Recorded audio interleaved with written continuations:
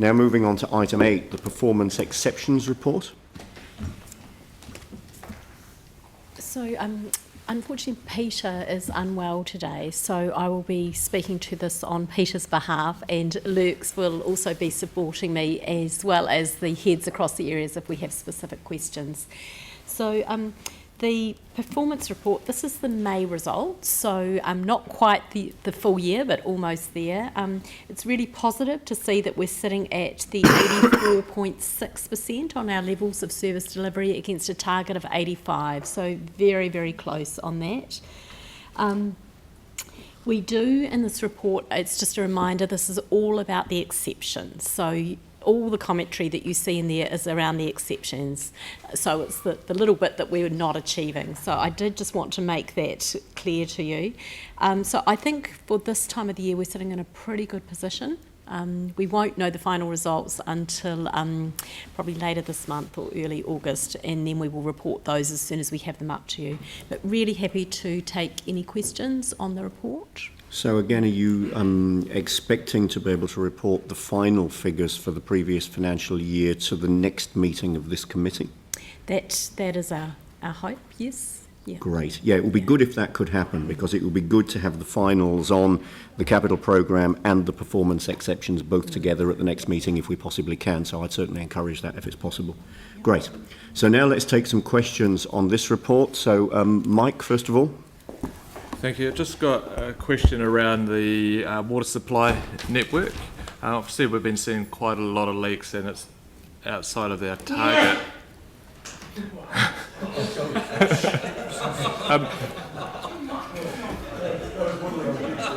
We don't need to record apologies for sneezing in the minutes, but Jimmy, that was, yes, thank you. Okay, Mike, back to you. Yesterday there was a very significant burst water supply pipe on Rutland Street, which was also underneath one of the new cycleways. So I'm just sort of curious around, I guess, are we finding out what the cause of these leaks are, whether it's around the age or whether it's actually potentially an effect from the chlorine?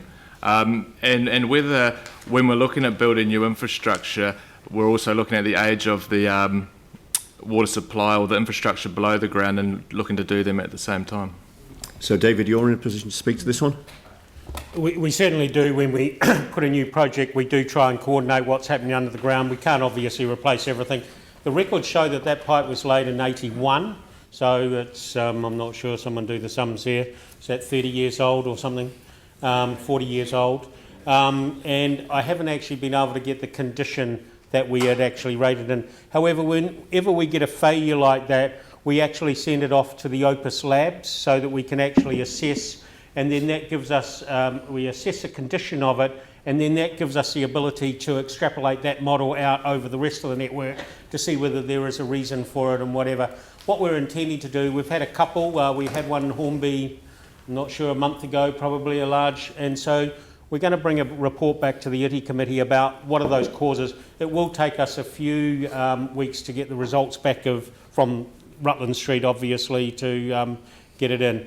That then feeds into our renewals program, and so it does replace and lifts the priority, because it's not only age and condition, we have vulnerability and past history of failures and things that all lead into our renewals program, and whether we make a decision to upgrade or not upgrade when we do something on the surface. Does that sort of explain half of the issue? And we'll get a more detail when that report comes back from Opus to the ITI committee. Yeah, thanks for that, David. So I'm just curious, obviously the water has been was chlorinated for well over a year. Did we see a spike in leaks to our network probably after the 6 months of it being in? Has there been a spike? Certainly there has been a spike in leaks, and you'll see those around, and we've reported those again up through the 2 monthly report to the ITI committee. The problem is it's a complex issue about what causes corrosion and how it in actual fact happens, and so we are analysing those. We are getting information back from the consultants around, from the contractors around what is causing some of those leakages, particularly the ones at the joint to the property, which is the big area that we've had real problems. But when we get a big blowout like the Rutland Street, basically, there can be a number of drivers. It might be in an intersection, it could have additional heavy loads. The bedding may have failed and it might have snapped. We may have got situations where the couplings have failed as opposed to the pipe.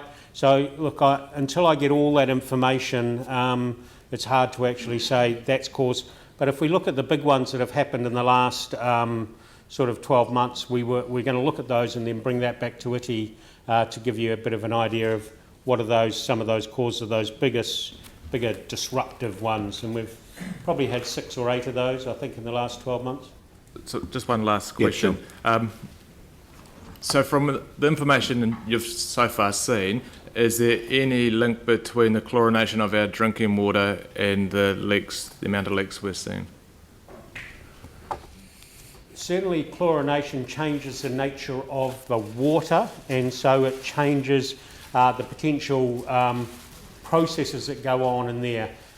It would not be a only thing that causes it. It's a complex interaction, and I'm sorry, I should have Helen here, who is a scientist that can explain it better than I can, but it's a reasonably complex. But yes, any change, if we were, it's particularly, complex when you're using groundwater. Apparently it's a lot less of an issue when you're using surface water, but groundwater causes, you will find exactly the same things happened in Hamilton, in Hastings, and has happened in Napier, and for those kind of issues. So we are again looking at those complex, but to say one cause, it's not as simple as that. So I think it would be fair to say that when the report comes to ITI, the kind of issues that have been raised in Mike's line of questions today could well be expected to come up in that meeting when the report's presented. And we are expecting those, and we're bringing the information, but one of the problems that I am having is that not every failure is exactly the same either, and so there's a real complex information coming in, particularly around the service connection leaks, which are a variety of different reasons, about washers, around age, around metal corrosion, around a wide range of sorts of things. But there's definitely, since chlorination's come, that's been an uptrend in that. But we also have been in that conservation mode, dry periods, and so there's been a whole pile of messages about that as well. So, all right, thank you very much indeed. Lastly, when we get all this information through, can we get a dollar figure to actually sort of what the impact of the leaks have been? And so you want the cost to repair? Oh, how much extra we're spending now on fixing the network since the chlorination was put in place, especially if it's actually proving to be a link. What we are trying to get into our account system so that we can measure preventive maintenance versus reactive maintenance, and basically what you will see is a spike in reactive maintenance. Our account system's not quite as detailed as we want, but we've got people doing a lot of work and some very good work on that reactive versus planned. Obviously planned is a lot more effective and cheaper to do. Reactive is a lot more expensive. However, you need to react. You just can't stop not reacting. Yeah, and that'll result in a discussion that we'll need to have with the LTP around reactive maintenance versus planned renewals. Yeah. That's fine. Thank you. So I've got Dion, Pauline and Yanni. Dion. Yeah, thanks Mike for bringing that one up. The other one that I wanted to bring up on that water issue is the wastewater, and I see here we've 71%, and that came through the resident survey, but I just wanted to get a little bit more of an understanding of what the work that's happening there to get that level up, because obviously wastewater is a huge investment into the city. That's on page 48. I think it would be Dave again. Because it doesn't really go into much details, it just says initiatives underway. I presume you're talking about LTP 18, which is the whether people feel it's reliable? Yeah. We're doing a lot of work. The issue that we've got, we have again reported up through the 2 monthly reports to the ITI committee, the work we're doing around inflow and infiltration, which is really the issues we get when we get storm events. basically we get a flow of storm water into the sewers, which actually lift or drop the reliability. We have got a few issues that we've been dealing with around some of the vacuum sewers, and I think some of you will be aware of that. We've got a program at the moment around looking at laterals and the amount of inflow coming into some of those areas. Some of the areas of vacuum sewers are working well. Other areas are not working that well because of the amount of inflow, which is groundwater that's coming in through cracked laterals and things like that. So we're looking at programs around that. So there is a number of issues coming that we have got initiatives. Unfortunately, it's not an instant fix. I can't actually go out there and do something tomorrow that will lift that. It's actually a gradual climb up there. However, when I say that, I think even right through the earthquakes, we can be fairly proud of the performance of the wastewater system. We didn't have any major outbreaks of public health issues and things like that. So the system's doing what it's meant to do, protecting the public health of the people and the environment. But so just on those laterals, like what was mentioned before, have we got a cost of those, the broken laterals, the leaks into the system? Is there any cost that we have around what that is costing the city annually?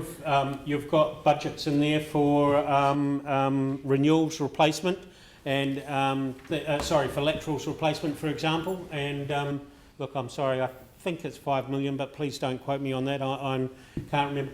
However, most of that has gone into reactive repairs rather than when we come in and we get a break. It's better to replace the whole of the lateral rather than just fix that break because we know it's going to break somewhere else. And so a lot of it's gone from a preventive program to a reactive program. But yes, you've got that, and that's again, I think it's reported up in the ITI report. I'd have to have a look whether we get down to that detail. We had a specific one. But yes, you've got those lines in your budget in the capital program because we can capitalise those. So I could pull those lines together, but it is information that you do have.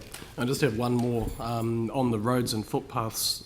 Obviously, we're still quite low on the satisfaction there. I just wanted to know how we're progressing with the investment case for the CRAF money.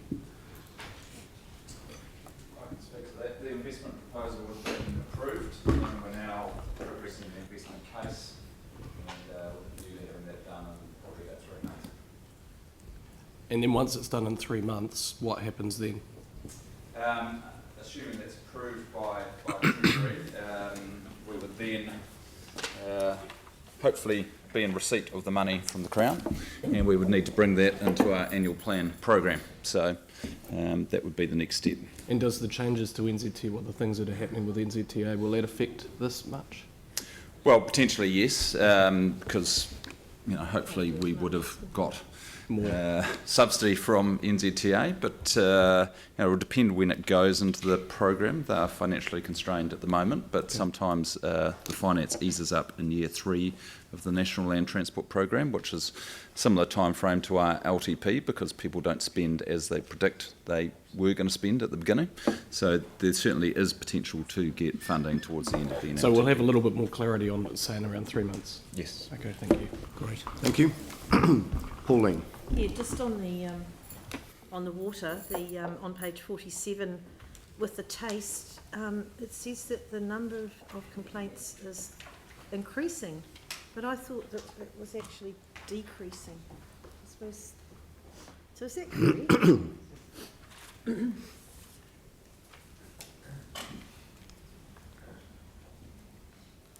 Is someone able to comment on this? I'm sorry, I'm not able to answer the specifics of that. I presume this data is taken straight out of our customer service system, so I presume it is correct. I could actually get it. I'll park it with me and I'll just get a reply and email back around. That would be good. Yeah, all right. Yeah, Thank you. I'm pretty sure it is decreasing. And I just wanted to know also, excuse me, the UV installation at main pumps, is that on track time-wise? And if you can't answer that, can you get us an email on that? Again, as far as I know, it is on track. We've had to, the building that we were putting the UV into had asbestos in it, and so we had to remove the asbestos before we put the UV in because the workers couldn't get in there, so we've stripped that out. But fortunately, We could do it during the time that the UV equipment was on the water, being sent out from overseas to here. So as far as the last report I had is that UV project is on track and going to meet the deadline of, I can't remember, it's the end of July or end of August. End of July. End of July, according Yeah. Okay, so it would be good if we could, can we get confirmation of that, maybe again just through a memo or an email or something of that nature? That would be good. Thank you. Yanni. Just to help clarify the last one, my understanding is that these target levels are for the year. So clearly we've had a huge increase in complaints around the water taste, but that's looking across the year from last year in terms of our target. That's what I thought this was. But I could be wrong on that, but that was my understanding. But I just wanted to check on page 44, the major cycleways program. You've said that the Heathcote Expressway section 1A Ferry Road has been reopened, and you've now given a date of October 19. The baseline date you've got is April 19. The start work notice had a completion date of September 19.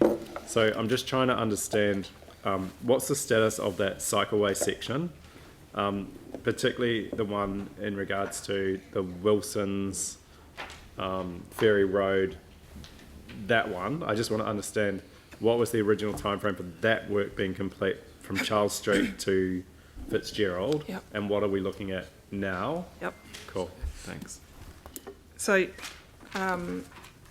this is the Isaac's construction contract at going from Fitzgerald Ave to Wilson's Road past the old Lancaster Park Stadium. Yep. Yeah. So part of the confusion here, and I apologise to the committee, is that we hadn't updated our baselines following a major change to design early in the process. So we updated our baseline in our project reporting system, which changed the baseline date to October. The current status of the construction is that they are actually cranking along really well. They will be finished ahead of schedule. There was a minor delay at the start. That said, the construction completion date for the contract is early August, and they are on track to meet that, so they'll be out of there by the end of the month. You think for that section, there's no delay? No. It's ahead of the No. time? There's been a minor reporting overlap from our end, but there's no issues. They're on track, and they will finish within the 6 months that we've talked to the community about. And in fact, the contractors down there are getting some really good feedback from the community. Right, okay, no, that's good to hear. And that's been communicated back to the community with start work notices, etc.? There's been no change. So the start work notice is still on track. They will be finished ahead of time. So the start work notice said September, and we said we will have it done by September, and they have been constantly talking to the community down there. Yeah, okay. I wonder, because the problem with the start work notices is they're given sort of like weekly intervals of specific things of work. So No, the start work notice that goes out at the beginning, the Councillor project Hanson. update notices. Yeah, or whatever the start work notice that goes out at the beginning gives a finish date. They have been giving them regular updates, which I believe have been coming through to the board as well. Yeah, but they don't tell you when the whole program finishes. And I wonder if some of the confusion with some of the businesses is around that. But that's okay. That's good. It's on Sorry, track. I don't believe there has been confusion. We've been getting really good feedback that they know that they're on track. Okay. Well, as local council people have raised concern with me. So, but just to check, the Rapanui Shag Rock Cycleway, Dyers Road to Ferry Road Bridge. Yes. Can you give us an update on that, please? And why is that being delayed, and how is it tracking now? That's the section of cycleway along Humphreys Drive, and we are working through a number of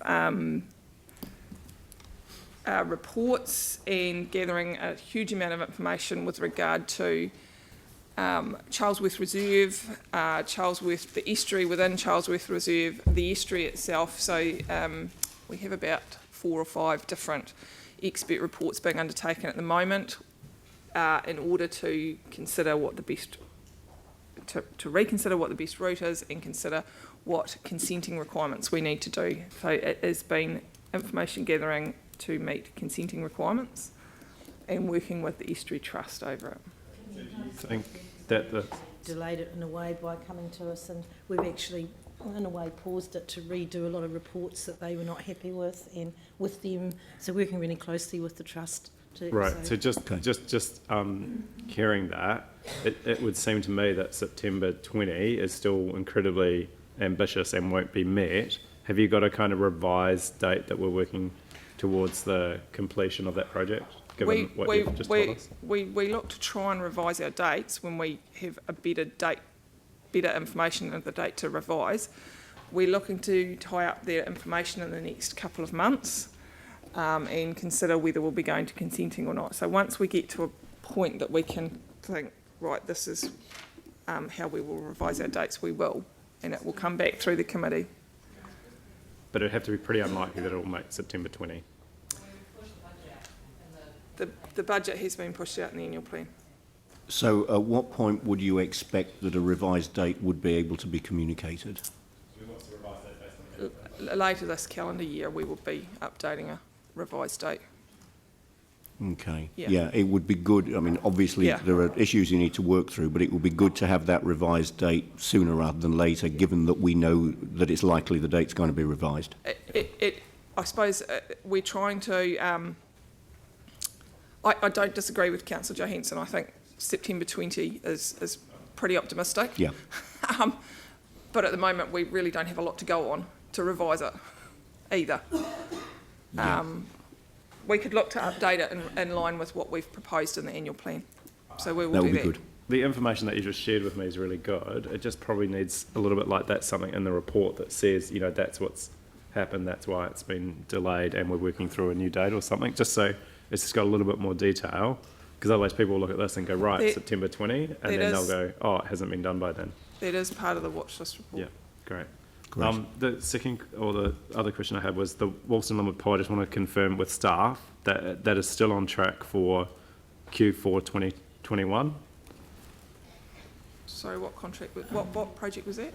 It's the Wolston Limwood Pole on the top of that page. Thank you. Yeah, So which page number is this, Shani, sorry? 44, it's the same one. Thank you. Yeah, right at the very top.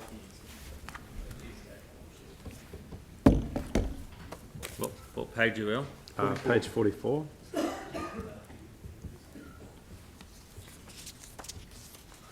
So I just want to check, we've taken all the corrective action to ensure that it gets done by Q4 2021. Yep. Yes, Yep. we have. Right, so we're on track for 2021. Yep. Q4, okay. Just a question around our, the roading. There's still a number of measures in here, sorry, I'm just trying to find the page, where we still don't have a record of the number of complaints. So we've got things like on page 55, the flooding, and it says the number of flooding events that occur, and then it talks about no above floor flooding, but we have had flooding events, 31st of May, where there was, disruption, which is not recorded. We've got a number of other things around CSRs around roading maintenance, where we've got no actual numbers. Reducing the complaints received on page 56, no numbers. I've also seen that in some of the commentary, there's some talk about changing ticket CSRs where no work's directed. This would match up some of the concern that people in the community are raising with me, where they've reported CSRs, had no action, and now the staff advice has been that they don't get passed on for work because of our contracting. So can someone explain just around how we're recording a number of these things, and specifically around the flooding, why that disruption on 31st of May isn't recorded, and what is actually being done to address that? That's particularly that Bromley area, which, I've had a lot of complaints about. Is there someone who's able to answer that question? I'm not sure I can answer the question, but these are levels of service that you've got in the LTP, and we're reporting there rather than specifics. We do deal with specifics in the Three Waters reports that go up to the ITI committee and all the rest of it. So what is being reported here, and sort of on behalf of Peter, is the exceptions report. So there are a whole pile of other LTP measures that aren't in here. These are the ones that we aren't likely to meet. So that was, I think we probably report what you want in a different forum, and that's not quite the purpose of this. And look, I've got to, Peter would give you the detail of where and how up to date this information is. I don't have that at this point in time. But it should be in here. Like the flooding in Bromley was significant. It disrupts that business hugely. It's happened about 6 or 7 times. And when you read through this, you can't actually see that it's just got a 0 as an actual, which is not true. And it doesn't have any reference to the area that is, I mean, there might be other areas in the city that I don't know about, not in my ward, but it's got no sort of reference to here's a hot spot, it's not meeting its target, and here what we're doing about it. It would appear to be based on what we define as a flooding event, because you'll see in the next sentence, no above floor flooding event since July 2017, and then the comments about 31st May. Carol, did you have some comment on this? Yeah, I was just going to make the distinction about the definition here. So we can certainly follow it up, but my understanding is based on the definition of habitable floors that nothing has been above that trigger. So that's on page 54. We have a specific one around the stormwater network, and then we have another one around the number of flooding events that occur. So there's 2 measures. One, I totally get that it's above floor and the number of habitable floors affected, but the other one, is the more general one, where the Bromley flooding issue should be being tagged and should be being raised, and we should be able to look and see what's being done to address it. Yeah, because disruption certainly could be defined as something other than an above-floor flooding event. There seems to be an anomaly there. It would be good to see what the intention was in setting that level of service. So can someone just explain the whole CSR process that we have in place now, where like CSRs are not being responded to, are not being put through to the contractor or being removed? It would appear that that's outside the context of this meeting, but it would be good to have it reported back on. Sorry, 55. We are looking to more quickly remove tickets that have no work as directed. It's like people complaining about things like mowing not being done, and then I get a response back from staff to say that nothing was passed on to the contractor because that's not part of our response. So we've got a huge issue with customers ringing our call centre, thinking that work is going to happen. No response back to them to say, sorry, we're not doing that work. And your CSR's closed. We don't even have the number of complaints now, and we've been told after each performance report that we've had, we're working on it, we'll have it by 1st of April, we'll have it by 1st of July. We're still not getting the statistics about the number of complaints. Yep. I can't understand it. It's an important issue, and it's one that we do need to hear back from staff on. I'm advised that information isn't available to be given in that level of detail now, but we certainly should and are interested in it and Can we would get like a the memo answer to or a that report question. back on it? Yeah, absolutely. So if we can note to get a memo back on that, that would be good. It's something that we hear about anecdotally, and certainly the issue that you've raised, Yanni, does require some further information and explanation. So yeah, if we can get a memo back on that, that would be great. All right. So in terms of further questions, Tim. Thank you, and I do apologise. I was meant to bring this up this morning, but on page 44, again, down at the LDRP, Cashmere Worsley flood storage, so I'm not quite sure if anyone can answer this, but if someone could come back to me. It's just marked as amber, unlikely to meet delivery completion date, corrective action is required. So if staff could come back to me and just fill me in on what the process is and what's happening, that would be much appreciated. Yeah. Is there an answer to that now, or would you prefer to come back separately? I'll come back to you. I could dig it up out of here. I do, in actual fact, though, have an answer on the UV. The UV is going to go live apparently on the 14th of August. It's actually in the commissioning stage at the moment, so they think that will come forward. So it's all installed, it's all going through the commissioning stages. So that's the date that they've given me. All right, thank you. So the date for getting the out of our water that we've advertised as July, the end of July. I'll have to go and see whether that Advertised the main repeatedly. pumps may be a pump station that in winter we can not use. Yeah. And So so they're the saying it's July all on date. track. Well, it's ahead of track Great. We're commissioning it earlier than what they thought, so they think that that date may come forward, but that's the contract completion date, and it's all on. So the date for the non-use of chlorine subject to high demand, when we may be having to put some additional things on, was the end of July, and the other one was the end of September.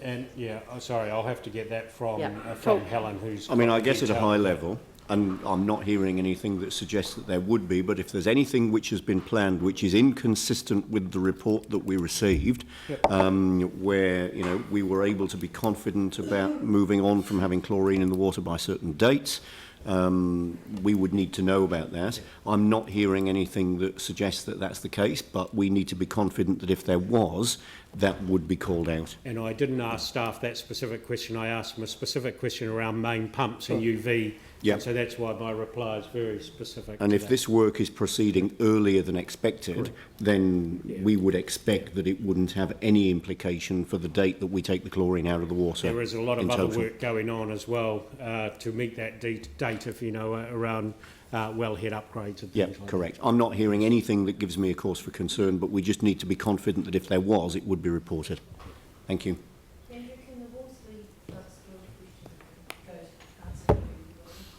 I'm assuming that all of the information that's been requested in this meeting, where we're going to get a memo or written information back, that would be circulated to all councillors, not just to the person that asked the question. Yeah, absolutely. Are there any further questions on this report? Okay, so we've got a resolution in front of us to receive the information in the monthly corporate performance exceptions report, level of service delivery graphs, exception commentaries and performance by activity reports for May 2019, which I'm happy to move. Yanni's happy to second. I just wanted to add an additional resolution that the committee notes concern at the lack of reporting in regards to CSRs and asks for a report back on the whole CSR, end-to-end CSR process. I don't know that we need a report back. We've asked for a memo to come. I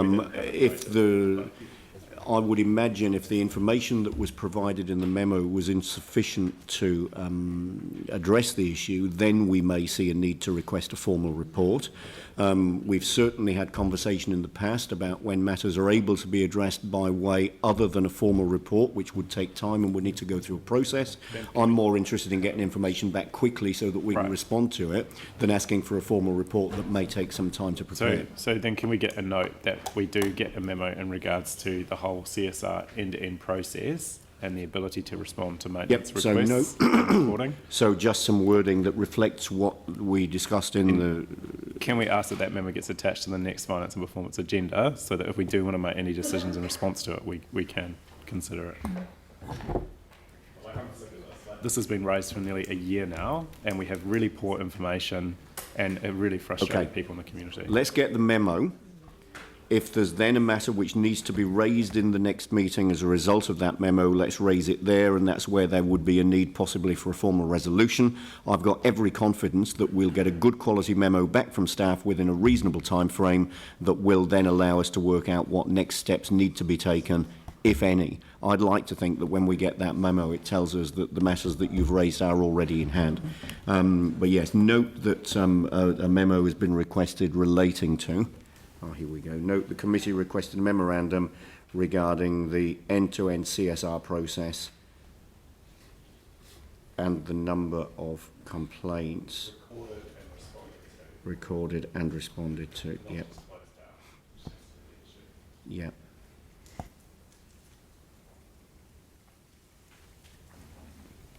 Okay, that's great. And I mean, that notes what we asked for. That's fine. I'm happy with that. I don't see a need to go any further than that at this stage. But if we're not satisfied with the memo, and I expect that we will be, or I hope that we will be, then that would lead to something being raised at the next meeting in a more formal sense. But I think we need to let this run its course before we start asking for formal reports. Aaron. Just a question on that note. Does everyone have a problem with the CSRs and lots of individual issues in their ward? Because and I just go to my board advisor when there's individual ones, and we seem to get resolutions every single time. Yep. The only thing we ever have a problem with is the leak repair, but that's been explained to us. every single meeting we've asked the question that there's a delay because of the sheer number, but beyond that, so can we have the option to vote on that separately? Because Well, I'm it's a not noting wanting it. provision. I mean, the thing has been asked for. We're just noting that it's been asked for. It relates to the issue in this report which Yanni drew attention to, which I think quite rightly would want information about. And it may well be that it isn't a citywide issue, and it may be that it's an issue that some are closer to than others or have experience of that others don't. But all we're doing is noting that we've requested a memo, which is a point of fact. There's nothing to vote against because we have done that. From the email back from staff, snaps and solve queries relating to long grass do not generally get responded to, as there are a lot of inquiries on long grass citywide. Yeah. So, you know, people are complaining about something they think we're going to do something about that we're actually not responding to, and we don't have any record of that or any visibility of it. Yeah, I think it's right that we would want to drill down further into that issue that you've raised, and I think doing that by way of a memo is absolutely the right way to do that. Can I just add to the notes, can we somehow address a process or get something in place where if specific councillors have specific issues, that they actually identify those when this is being discussed? With respect, I'm not sure if using words like lots and huge and many people is actually helpful. I think it's, if you're going to talk about a specific issue, then I think you need to bring that specific information. I think on the one hand, some councillors might be expecting specific information from staff.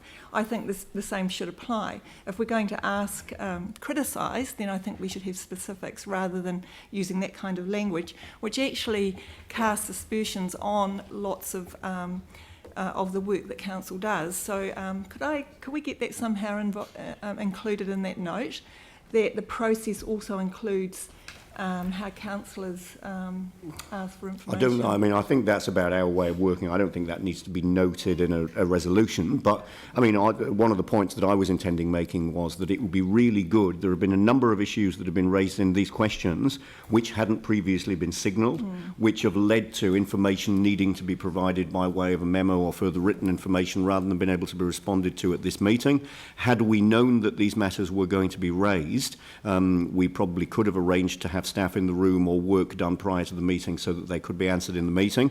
So there's a discipline issue, I guess, around, you know, raising and flagging certain issues prior to the meeting so that we can handle them effectively.